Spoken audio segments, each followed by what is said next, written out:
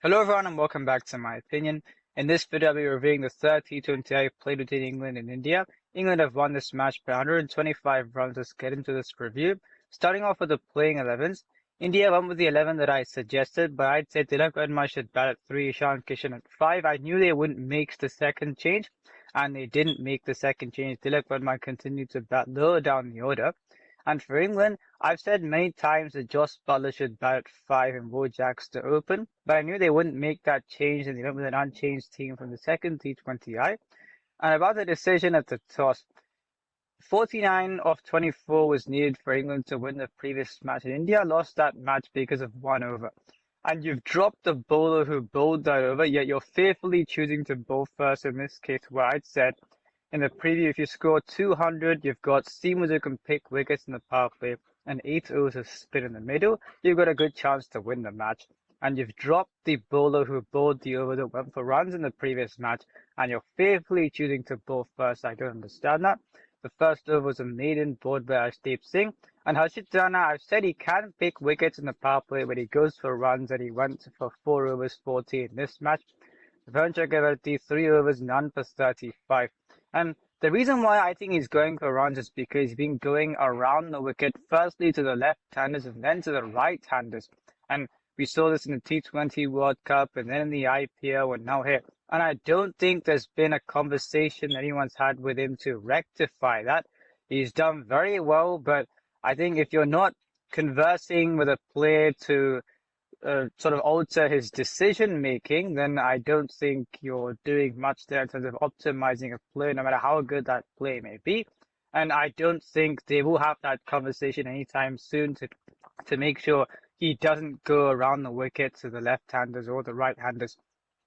And for some bowlers, depending on their blueprint, they should not change ends. For example, Bhuvneshwar Kumar, Trent Bolt, in my view, they should not change ends because the seam position will go. I mean, seam, when they have switched angles, they've gone for runs. The same thing here. Varun Chakravarti should not change the end because of the way he bowls. And because he's doing that, he's going for runs and bowling to the left-handers and the right-handers. And India can't make a change in terms of a personnel change as a last resort because Ravi Bishnoi went for runs in the previous match. He's an offensive spinner, but you're not going to bring him in because of what happened in the previous match. Washington Sundar is a defensive spinner. So India don't have an option. They've got to play Varun Chakravarti in the 11, and I don't think they're going to have that conversation anytime soon.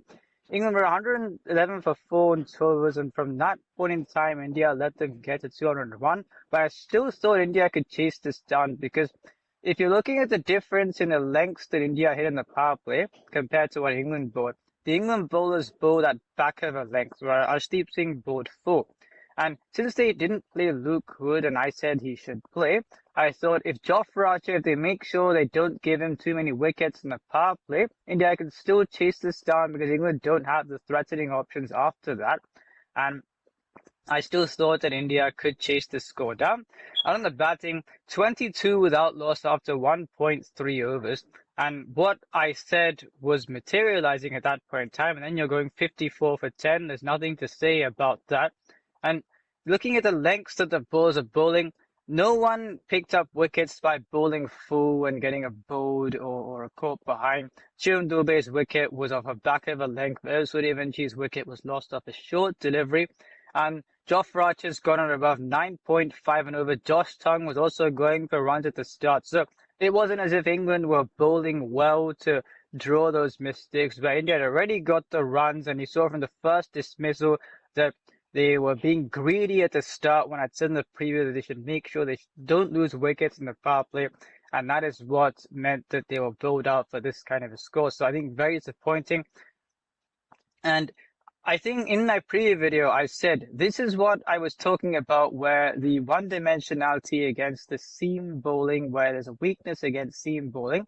Ishan Kishan doesn't like to face seam bowling early. They didn't face that in this match because they bowled shorter lengths, but in a case where it could materialize again, Ishan Kishan doesn't like facing seam bowling. Shreyas Iyer doesn't like facing seam bowling. He's someone who I said should walk out to bat after the first 4 overs. As the reason why Ishan Kishan bats at 3 rather than opening when he used to open, and when the ball moved around, he struggled. And Suryavanshi shouldn't change his approach, but I think he may be weak to the seaming ball. Abhishek Sharma is technically sound, but he also looks to attack every ball, and so you saw he gifted his wicket away. Akshar Patel is a spin hitter, he's not a pace hitter, and I don't know why they sent him out ahead of some of the batsmen. Shivam Dubey is also someone who doesn't like short balls or the seaming ball. So the only guy who breaks that one-dimensionality is Tilak Verma, and I said he should bat at number 3. And they're sending him out at number 6 when, if he bats anywhere apart from 3, he can't succeed. He takes time and then unleashes. I said Ishan Kishan can still bat at 5 in this case when the seam movement is reduced. I think if Tilak Verma batted 3, Ishan Kishan 5, India would have won this match. And Shivam Dubey is batting at number 8. They'll say a left-hand, right-hand combination. I don't know why they thought of doing that. And so in terms of changes that you can suggest in the next match, where Suryan Shekde is a number 6. So if you're going to play Tilak Verma at number 6, he doesn't have a place in this 11. I would say he should bat number 3, and I would always put his name in my 11 batting at number 3, but they're not going to do that. So in that case, you could play Shivam Dubey number 5, Suryan Shekde number 6, Akshar Patel number 7. Will they do that? I don't know. And I'm not taking credit away from England, but if you're looking at the lengths they bowled, it wasn't the length that you were supposed to be bowling on the surface. You saw the way Arshdeep Singh bowled a maiden when he bowled full. And when bowlers are going for 9.5 and over and picking up 3 wickets because you're gifting those wickets and you keep gifting those wickets, I thought that was very disappointing from India. So I think it's more the approach that needs changing and the reconfiguration of the positional slots in the batting lineup, where if you're going to have Tilak Verma number 6, there's no point playing him. The only change they can make is Tilak Verma to have to sit out since he's batting out of position, and you play Suryan Shekde number 6, and you can also bowl an over if needed. It's the only change because Prince Yadav bowled well in this match. They're not going to bring back Prasidh Krishna. They don't need to, but in terms of the bowling changes, you've got Ayub Bishnoi, who they're not going to bring back. Washington Sundar is a defensive option, and Sanju Samson they already dropped. So they can't make any changes apart from the one change in Suryan Shekde place. So we'll see how they go with that. For England, I still think you need to bring Luke Wood back so he can bowl 3 overs in the power play. I think they got away with it in this match. If India were, let's say, 50 for 1 in the power play, Adil Rashid has gone for runs whenever he's bowled, but India have been in a good position. Will Jacks, they don't seem particularly threatened by him, but he's not bowled badly.